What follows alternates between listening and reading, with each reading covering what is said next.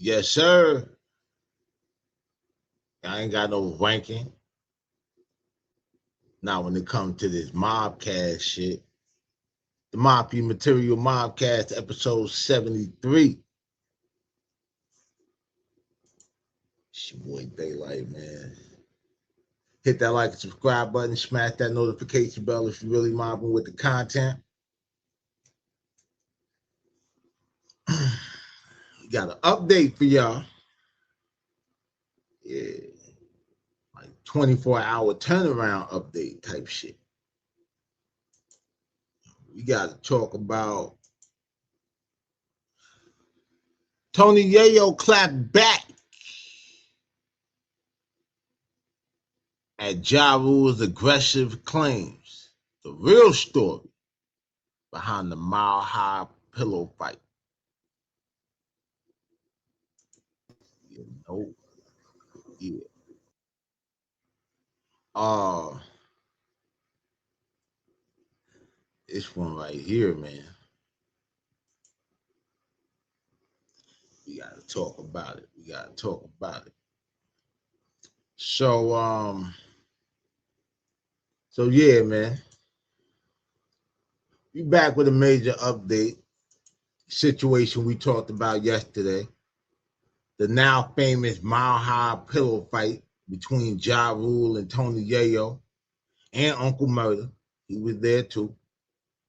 Yesterday we saw clips where Ja Rule looked like, he was the one turning up.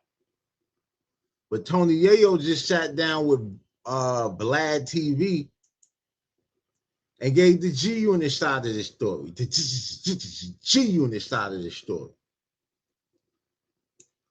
Right? And let's just say Yayo was calling cap on Ja's whole aggressive persona. Right?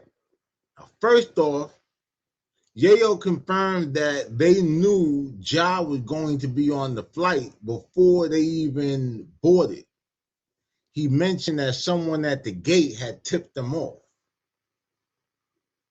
Yayo said that Ja was spooked the moment that he walked onto the plane because he was totally solo, no security, just a greeter. According to Yayo, Ja was sitting in seat 3 right in front of him and Uncle Murder, as we saw in the clip.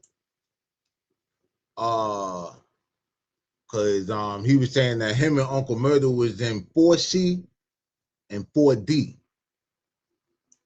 Yeah, talk about nightmare seating chart for Rule, man.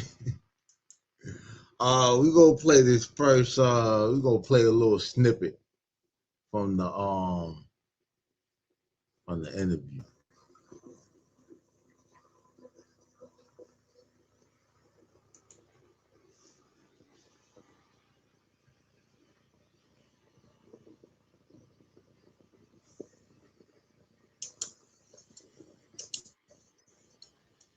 Boom, I see Ja. He see me. He's spooked. He could tell TMZ, he could tell you, he could tell everybody he was spooked because he only seen me. When you see me, who do you see? You see 50 Cent, you see Uncle Murder, you see some gangster niggas around all the time that's on timing. Ja know that. He just got punched out of the concert. So it feel like the world is closing for him. So he see me, I see him. I'm not showing no weakness at all. You gotta remember, this is G Unit. We've been through the ringer, bro. We been going at it with not only him but multiple street niggas, and not trying to glorify nothing street. We're just telling you the lifestyle. So look, he's right here. I see him. He see me. The stare down starts. Boom. He goes to the side that's merged on. He come down the aisle. He's looking up because he's nervous. His seat is seat 3. We right behind him. We 4 C and D. You right behind Uncle Murder, right? So his first thing when you nervous, he starts saying, "Yo, what's up?" So, what up?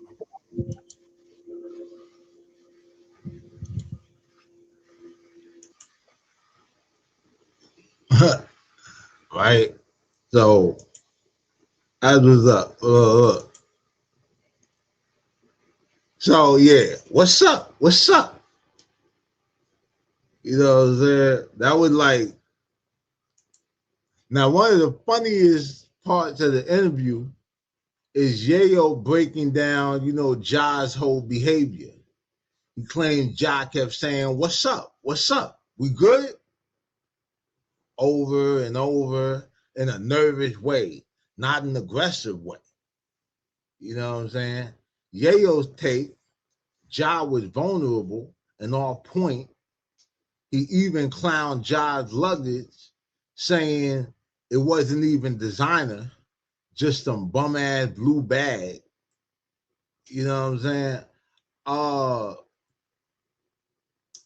for one, my nigga, like the funniest shit in the world is, from my experience, when you fly first class, you don't usually see a shitload of designer bags. You know what I'm saying? Ironically, you see that shit in coach and economy with the people who allegedly, don't have no money. And flying coach in economy doesn't necessarily mean that you don't have bread. Like, you know what I'm saying? Like, some people just want to get where the fuck they going. So if you could just get some to the same place for $137 as opposed to paying $1,300, why not? You understand what I'm saying? I guess you spent enough on the bag, right? But normally them executive motherfuckers or whatever and shit, like that be flying first class on the corporate account and shit, them niggas don't be carrying all that designer shit. You know what I'm saying?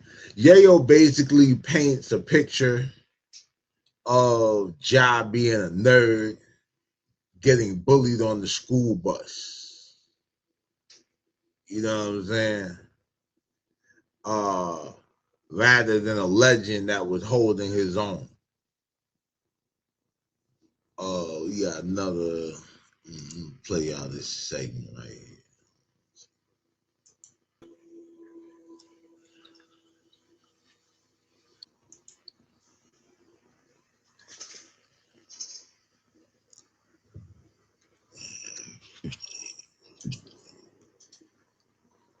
I'm not trying to glorify that either. Just reminds you how much of a bum ass nigga this nigga is.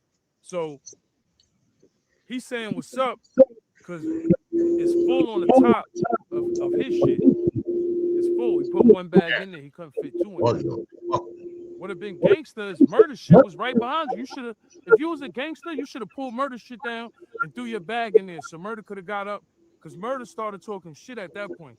He walked by murder, but murder was saying shit like, yo, nigga, don't fucking come near me with that bag. He's saying shit, but he's not screaming because we on the plane. You know what I'm saying?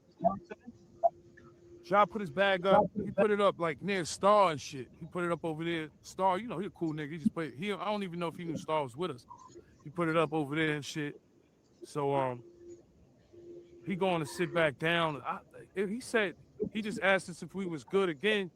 Then I ain't gonna lie, murder got on his Brooklyn bullshit. He just was like, "Yo, homie, don't fucking talk to me." And then that's how like it initially started. And then it came to a point where I don't think Josh sat down. He was kind of nervous to sit down.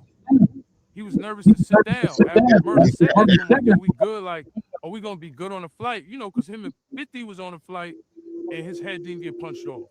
But he was lucky, because I guarantee him and 50 wasn't like that close to each other. Because if he would have sat maybe 2 rows up or 2 seats up, I don't think nothing would have really happened. But he was so close that he had to fucking say something. Yeah, he talking about when him and 50 was on the flight. You know what I'm saying? Now,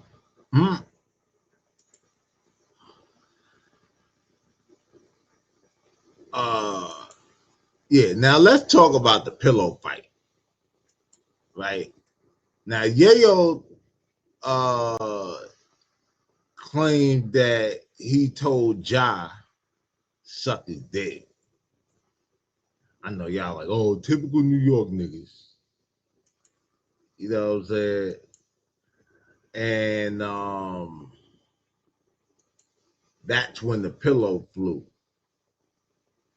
But check this out. Yayo, in fact, hold on a second. We're gonna see what he said about the actual pillow fight.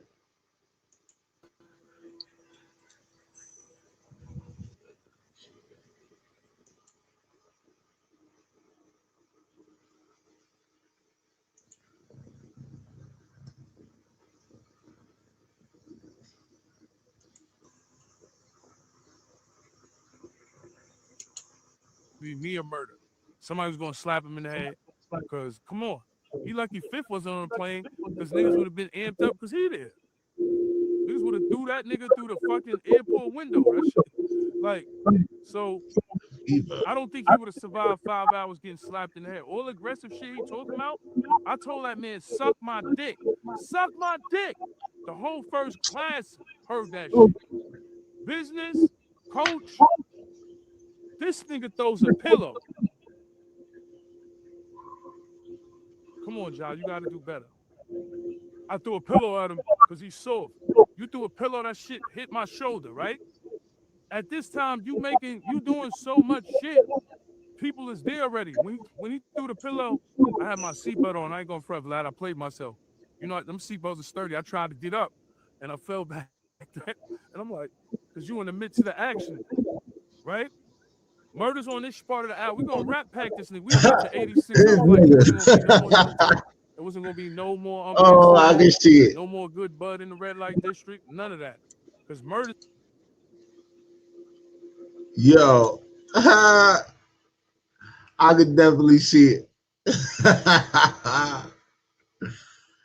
Oh shit. Damn, yay. That nigga was really in the moment, man. Yeah, so that's when the pillow flew.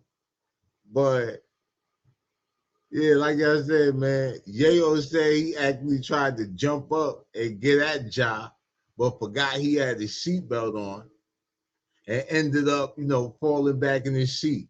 And I ain't gonna lie to you, like if you pull that shit, like the strap, like you really strap in on that plane, and probably want you, like, you know what I'm saying, turbulence, all that shit, depending on, I don't know if Yayo's scared to fly or got reserves about flying, but fuck it over with. Uh, but yeah, once that motherfucker on, bro, that bitch on. That much I do know about the flight. You know what I'm saying? He also mentioned that after the flight attendant, settled things down, he actually offered the pillow back to Ja Rule, calling him a bitch ass nigga while doing it. You know what I'm saying? I think he spoke about that shit. Saved clips on different.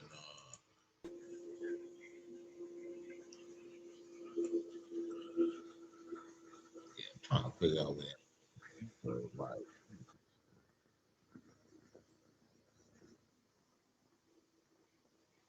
Moves out the way. Now they pressing me. Like, what's the problem? So I'm like, I'm just quiet. I ain't saying shit. So they bring us to the front of the plane, and Ja's on this side, and they're like, yo, y'all good to fly? I'm good. I'm good. You know what I'm saying? I'm good. Sat back in my seat. And this is how he's a bitch. This I'm gonna tell you how Ja's a bitch. The pillow that he threw at me, I said to him, this word to my dead father. I'm like, yo, you want your pillow back? He like, nah, nah. You know what I'm saying? I say, here you go anyway, bitch ass nigga. Threw his pillow right back to him. The same pillow he threw in my shit, threw it right back to him. Boom, he's sitting there. Now, mind you, before all this shit, he was texting. Like, nigga, if you land in JFK in Southside Jamaica, nigga, that plane gonna be surrounded, nigga. That nigga knew that. He took himself off the plane. You know what I'm saying? But you gotta understand, it wasn't like, You know how it felt like, you know what's crazy? It felt like two bullies on the bus Yeah, fucking with a that's nerd. That's how it felt like. And the funny shit is, bullying, I'm not condoning it because I'm not a bully, but he came on there nervous Thursday. He should have got on the plane, shut his fucking mouth, put his bags up there, and I would have said, you know what? That nigga Giles, he ain't soft as I thought.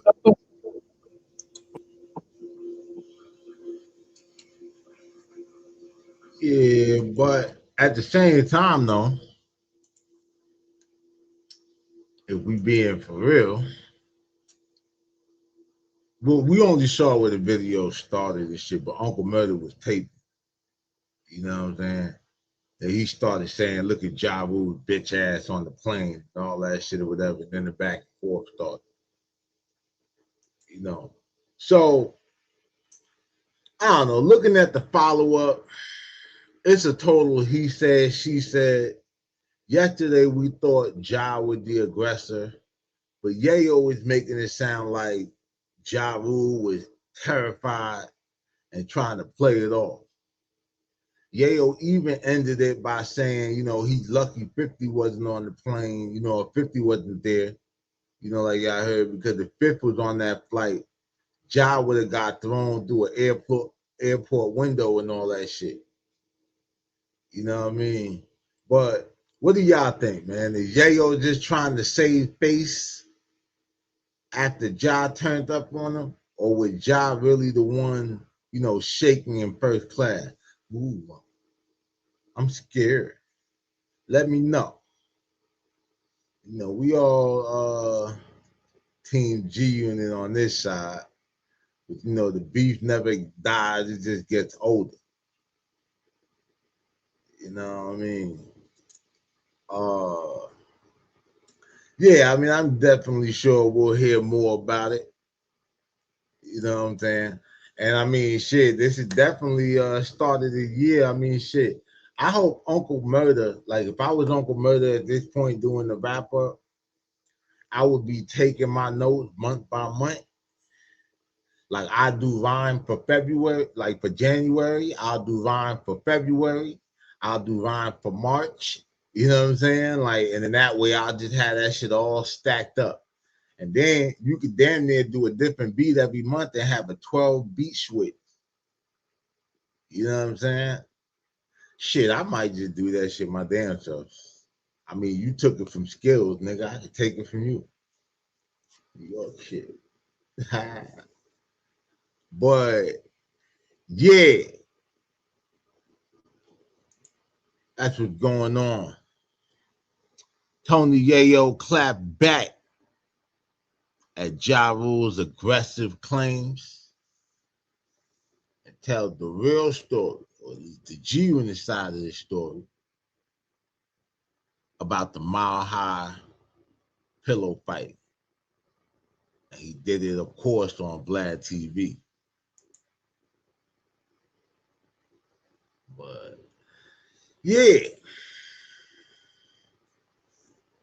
that's our show for today. You know what I'm saying?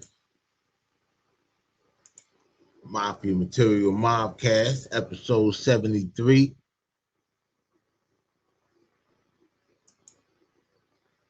Make sure you, like I said, hit that like and subscribe button. Smash that notification bell if you're really mobbing with the content.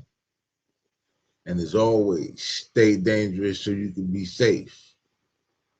Because if not, I can almost guarantee you motherfuckers is dead, nigga. It's your boy Daylight, man. Daylight TV. I'm out.